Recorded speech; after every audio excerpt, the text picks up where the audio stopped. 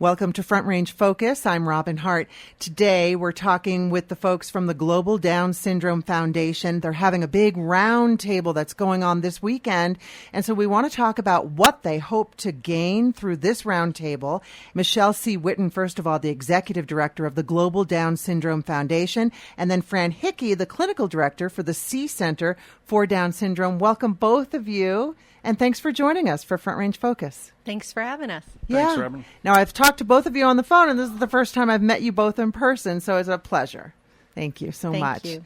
Michelle, you have a special story, the whole reason why you're involved in all of this, and it begins with one word, Sophia. So please tell me about your personal story and your personal involvement in the Global Down Syndrome Foundation. Sure. Well, my personal story is really just a repeat of what's been happening for millions of mothers who have given birth to a person with Down syndrome. I didn't know anything about Down syndrome before I had Sophia.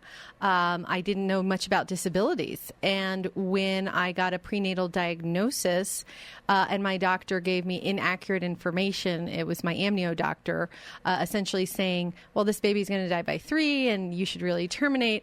And then, of course, for me personally, I'm pro-choice. And when my husband and I went online and read about people with Down syndrome, we said, for various reasons, we're going to do this. We're going forward. We never looked back.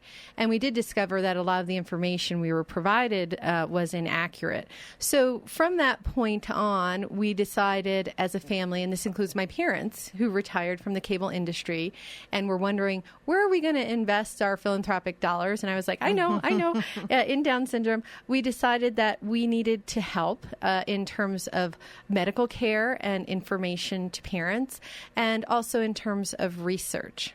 What are some of the inaccuracies that you saw that were just blatant, staring at you, and you're like, how could they be telling people this? Mm-hmm. First is lifespan. You know, the average lifespan of a person in the United States with Down syndrome is closer to 55. Some people even say 60, depending on which research you look at.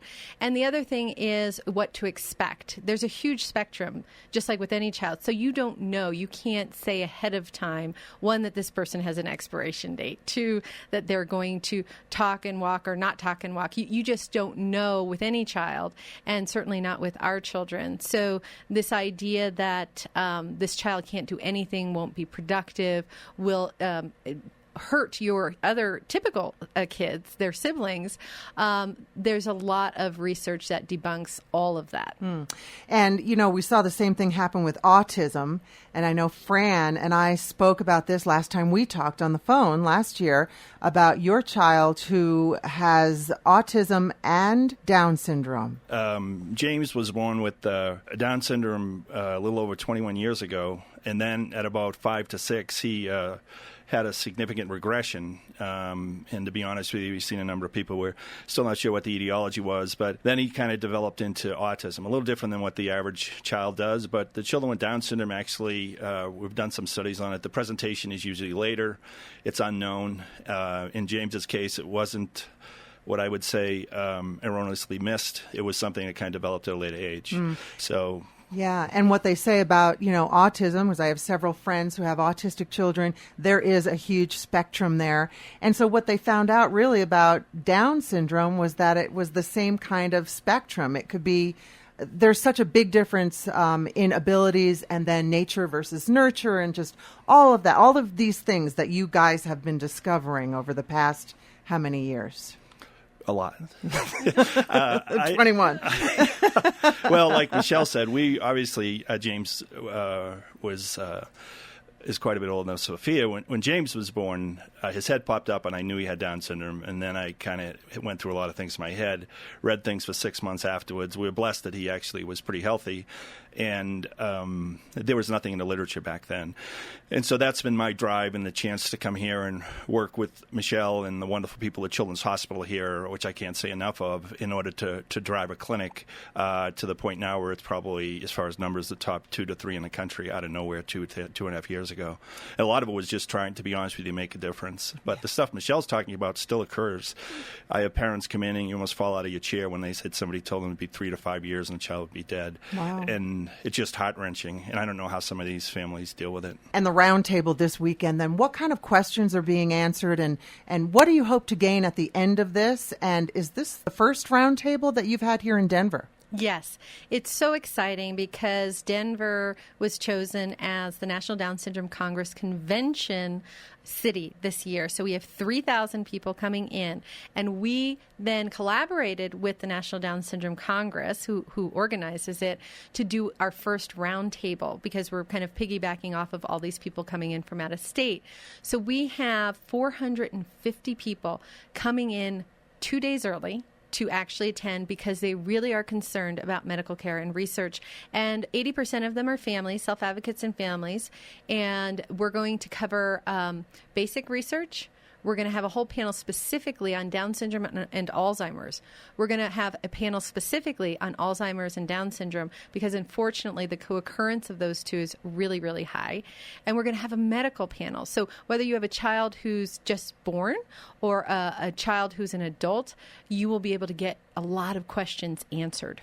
Talk to me about Alzheimer's and Down syndrome co-occurring, as you say. Mm-hmm. Well, it's funny because the co-occurrence of Down syndrome and Alzheimer's has been in the research literature probably the first time in 1940, another big one in 1982, but it wasn't until recently that people studying Alzheimer's have been really paying attention to our children. And what the literature says is that 100% of our kiddos after 30 some odd years old will have the brain pathology, the plaques and tangles in their brain, that somebody who's typical has Alzheimer's.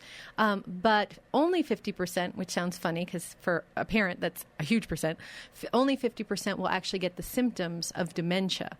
And clearly we have a lot to learn about curing Alzheimer's through looking at our kiddos with Down syndrome. And the whole genetic, who's going to get Alzheimer's and who won't. My mother-in-law has Alzheimer's. So it's, of course you look at your husband and go, well, is this down the line for you? How much of this is genetic? Yeah. And how much of Down syndrome is genetic? What do we know? Right. Well, every time I ask Tom, I'm like, oh, did you do that for me today? And he says, what? I'm like, oh my gosh, am I going to be the caregiver? Right. No, I know. I do the same thing, Michelle.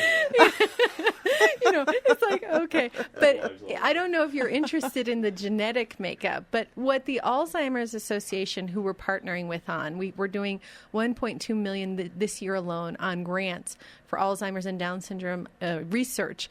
And together we're looking at the co-occurrence towards a therapy or cure for Alzheimer's.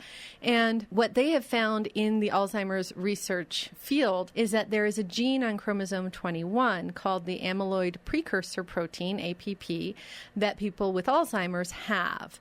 And it's on chromosome 21. Of course, Down syndrome is the triplication. And in people with Alzheimer's, that gene is triplicated. Wow. I mean, that's huge. It is huge. It is huge. And actually, I should hand over to Fran. He might have some more to say about the co-occurrence of Alzheimer's and Down syndrome. So I also live in the Alzheimer genetic world. What Michelle and Global has done through the Linda Cernick Institute, which is more of the research institute, and we're just the clinical arm, because the other thing is I'm a pediatrician, so what I know about Alzheimer's should not be much, but other than what I read and what I fear for my patients down the road or the individuals I meet. So they brought in, I think, probably one of the top 2 to 3 people in the country called Huntington Potter, who is on a drive to find the answer to Alzheimer's. And unlike most places, he is half-time Down syndrome. And to me, from the beginning of this, like a lot of diseases with children with Down syndrome, like why don't they get solid tumors?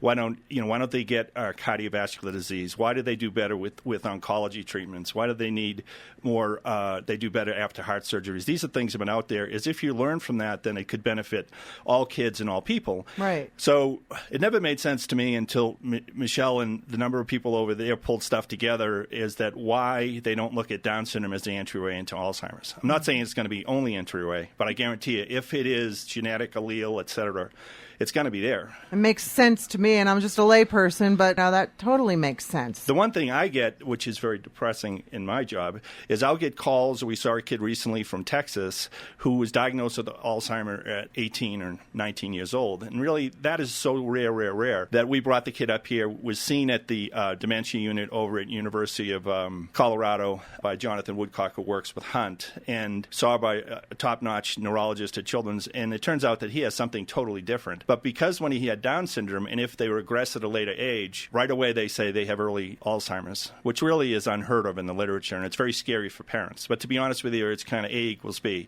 They know the individuals with Down syndrome get Alzheimer's. They think that, they get it at a really early age, but most of them come in the 30s from what my reading is, and our stuff for longevity is going into I'm going to have to take the positive line, into the 60s. When James was born, the longevity was in the 30s, the length of span.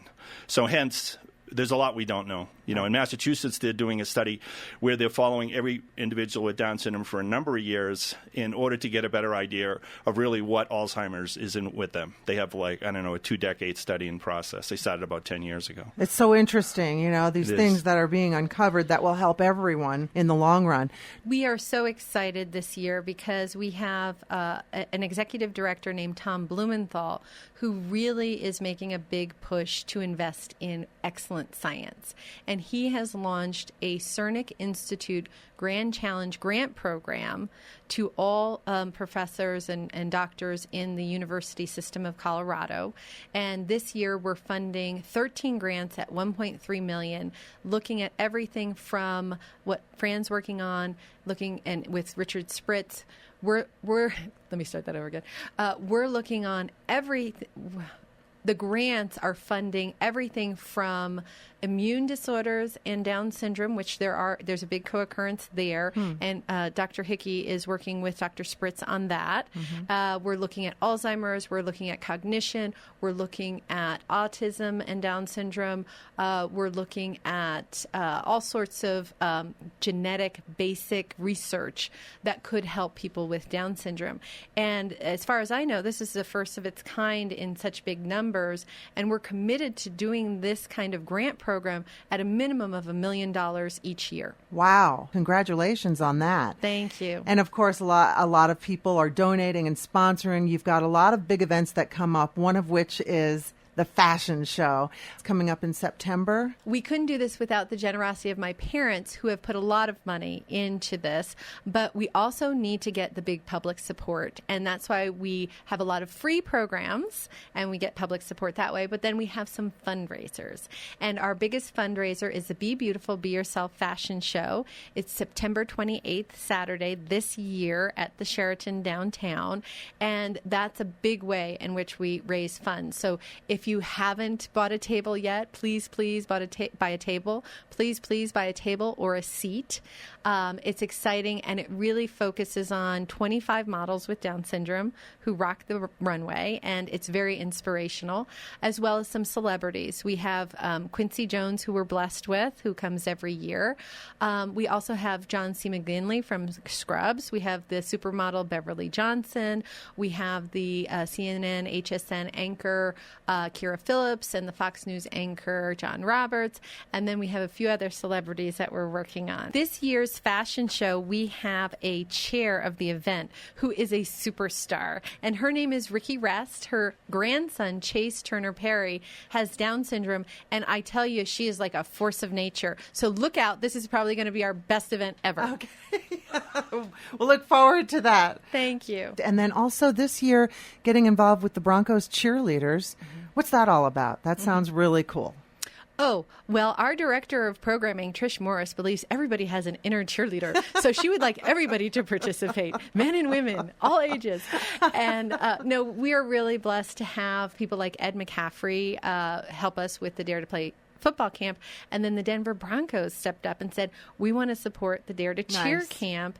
And now our kiddos with Down syndrome are not only in a specific camp for kids with Down syndrome, now they're in the typical kid program at the Denver Broncos and incorporated with all those typical kiddos. And what a great opportunity for both kinds of participants. Absolutely. Well, blessings to you both, and I hope a lot gets done this weekend. Michelle Sie Whitten and Fran Hickey, thank you so much for listening. This is Front Range Focus. I'm Robbyn Hart.